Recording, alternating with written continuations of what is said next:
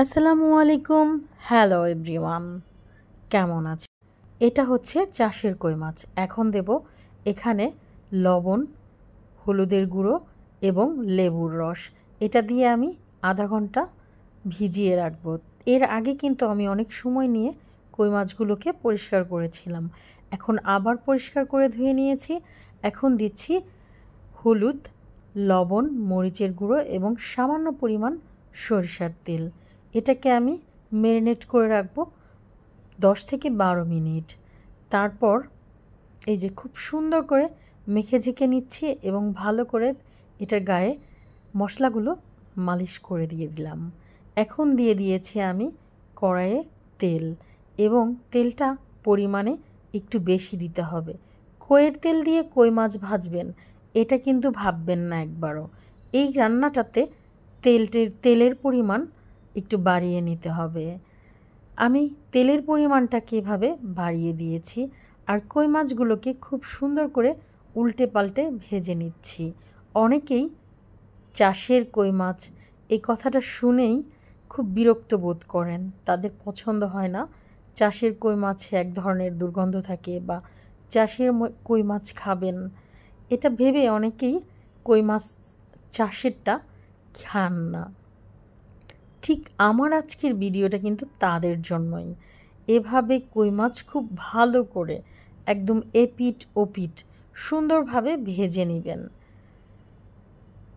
এখানে আমি 1 কেজি কই মাছ নিয়েছি আর 1 কেজি কই মাছে এখানে 8 পিস মাছ হয়েছিল। আর এখন যে বাড়তি তেলটা ছিল সেটাতে আমি দিয়ে দিয়েছি পেঁয়াজ। এই পেঁয়াজগুলো আমি একটু ভালোভাবে নাড়াচাড়া করে নেব। এই রান্নাটা কিন্তু আমার স্টাইলে যদি কেউ করে থাকেন অবশ্যই খুব মজা করে ভাত খাবেন, আমি বলে দিতে পারি হলপ করে। এটা আসলেই অসাধারণ একটি রান্না। যারা চাষের মাছ খেতে চান না তাদের জন্য কিন্তু এই রান্নাটি বেস্ট।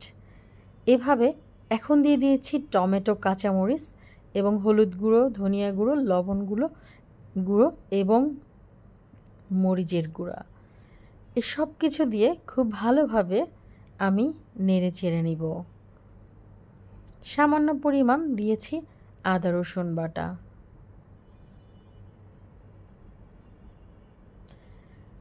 আস্তে আস্তে টমেটোগুলো যখন নরম হয়ে যাবে, কোনো ধরনের পানি ব্যবহার করছি না, দিয়ে দিলাম সামান্য জিরা টালা গুঁড়ো।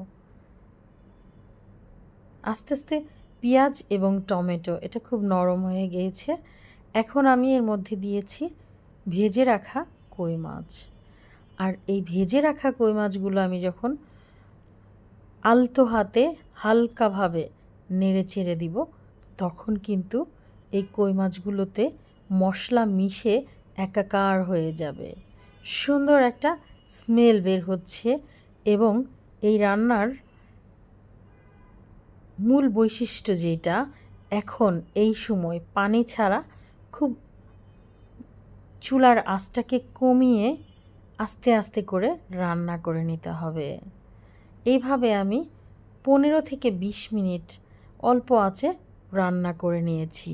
আর এই কই মাছ চাষের আপনার যদি ভালো না লাগে তাহলে আমাকে কমেন্ট করে জানাবেন। তবে আমি বলবো এইভাবে একদিন অবশ্যই রান্না করবেন, তাহলেই আপনি কই মাছ খাওয়ার পুরো তৃপ্তিটাই যেন পেয়ে যাবেন। যদি আমার আজকের এই কই মাছ রান্নার রেসিপি আপনাদের ভালো লাগে অবশ্যই লাইক এবং কমেন্ট করে পাশে থাকবেন, ফলো দিতে ভুলবেন না। সবাইকে অসংখ্য ধন্যবাদ জানিয়ে আমি আমার আজকের ভিডিও এখানেই শেষ করছি। আল্লাহ হাফেজ।